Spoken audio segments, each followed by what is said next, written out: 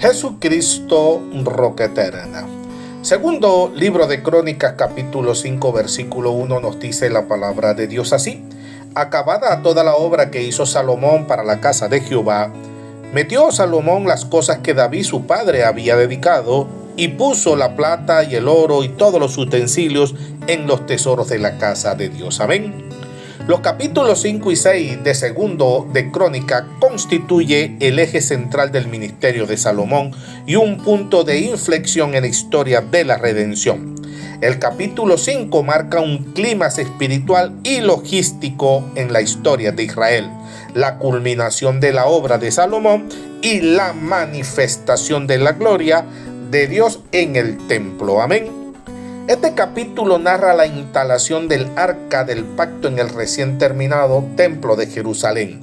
Más que un simple evento de mudanza, el pasaje constituye una teofanía, una manifestación visible de Dios. El texto nos enseña que el verdadero propósito de la infraestructura religiosa no es el esplendor arquitectónico, sino la morada de la presencia divina entre su pueblo. Amén.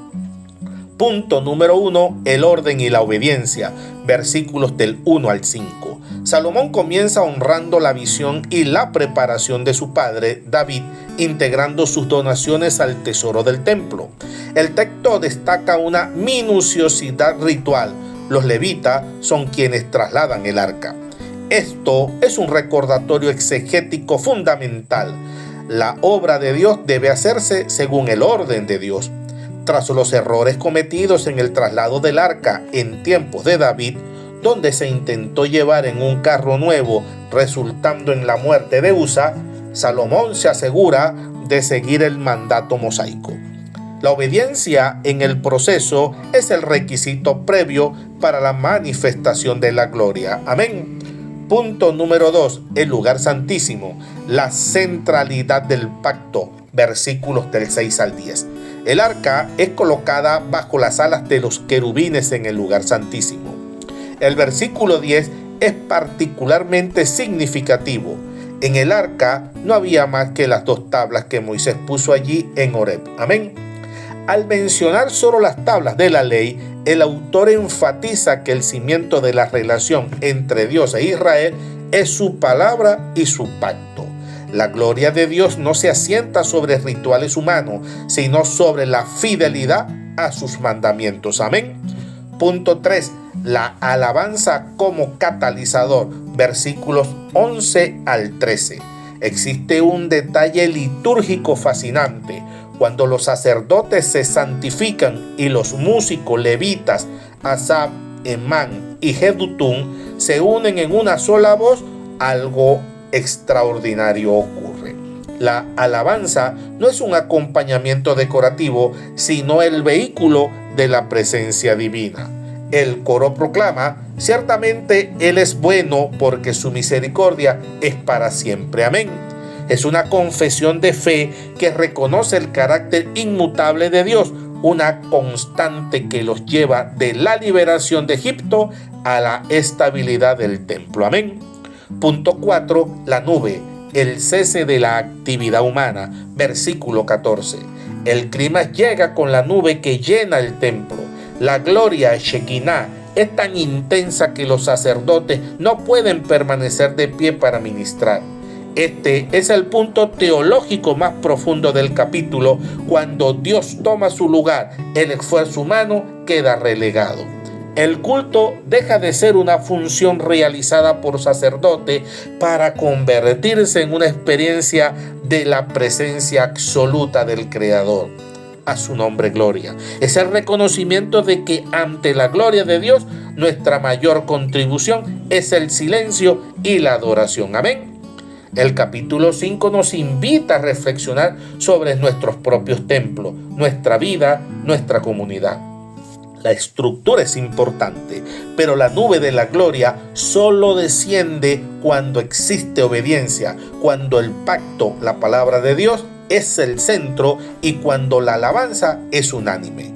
Al final, el objetivo de toda vida del creyente es permitir que la presencia de Dios sea tan real que cualquier servicio o esfuerzo humano palidezca ante su majestad. Amén. A su nombre gloria. El capítulo 6 del segundo libro de Crónica es sin duda uno de los pasajes más profundos y conmovedores de todo el Antiguo Testamento. Mientras que el capítulo 5 se centraba en la instalación de la presencia de Dios, el capítulo 6 se centra en la intercesión de Salomón, el rey como intercesor. Después de la manifestación de la nube gloriosa, Salomón toma un lugar central.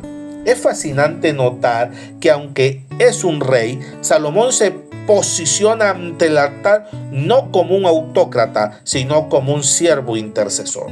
Este capítulo no es solo una oración de inauguración arquitectónica, es una teología de la oración para el pueblo de Israel en todas sus circunstancias futuras. Amén.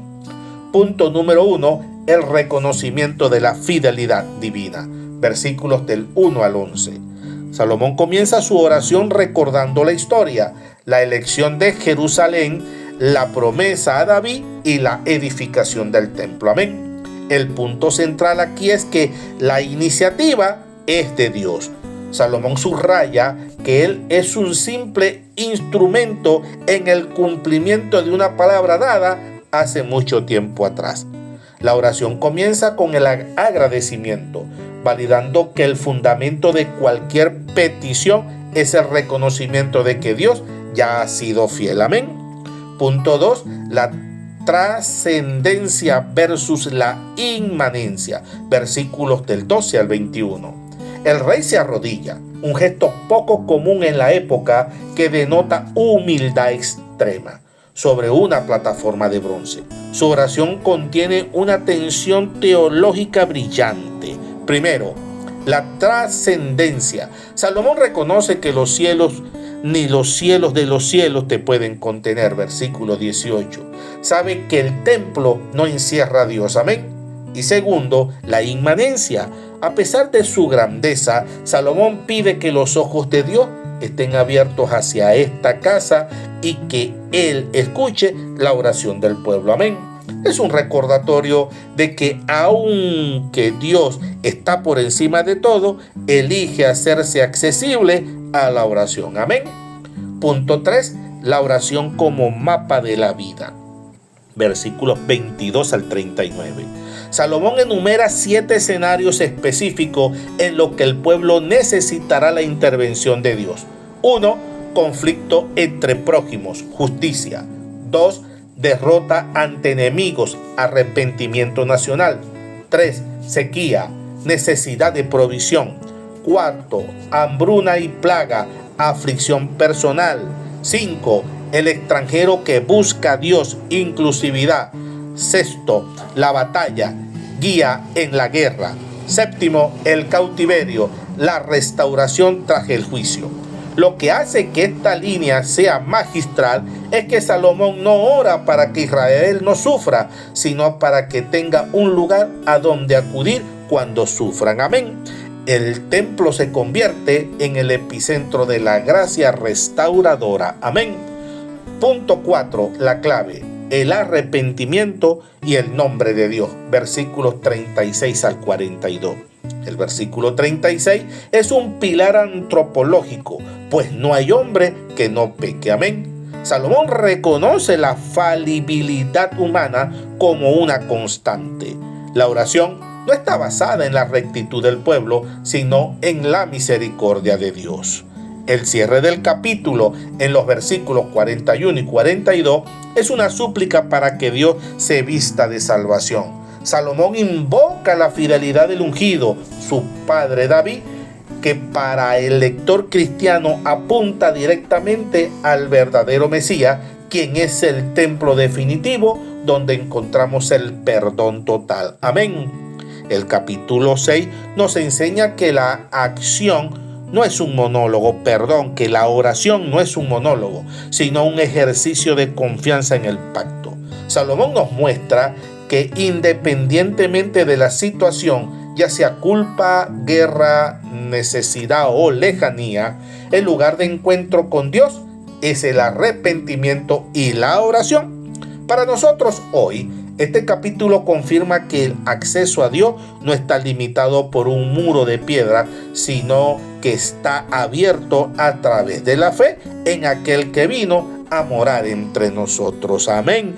Alabado sea Dios. Concluimos.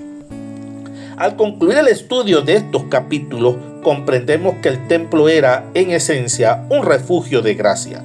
Mientras que el capítulo 5 nos invita a maravillarnos ante la soberanía y la santidad de Dios, el capítulo 6 nos da la llave para acceder a Él en todo tiempo. La oración basada en el arrepentimiento y la confianza en sus promesas. Salomón nos lega una teología de la humildad, donde reconoce que a pesar de la magnificencia de la construcción, nada es más grande que la misericordia de Dios hacia un pueblo pecador. Amén. La lección perdura. Dios está siempre atento, escuchando desde los cielos para responder al clamor de aquellos que, como Salomón, reconocen que no hay solución humana suficiente sin la intervención de su gracia. Amén. A su nombre, gloria. Vamos a orar. Padre Celestial, te damos gracias porque, al igual que en los tiempos de Salomón, tú eres un Dios que desea morar en medio de tu pueblo.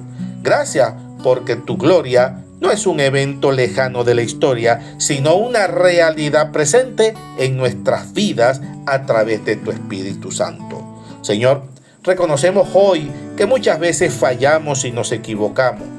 Te pedimos que así como prometiste escuchar desde tu morada celestial a quienes se vuelven a ti con arrepentimiento, escuches hoy nuestra voz. Que nuestra vida sea un templo donde tu presencia sea evidente y donde tu palabra sea el fundamento inamovible. Enséñanos, Señor, a tener esa misma fe, sabiendo que no hay distancia, ni pecado, ni aflicción que pueda impedir que tu misericordia nos alcance y nos acercamos a ti con un corazón sincero. Que tu presencia que llena nuestros espacios de adoración nos guíe cada día a vivir en obediencia a tu voluntad. En el nombre de Jesús, amén. Dios te bendiga, Dios te guarde.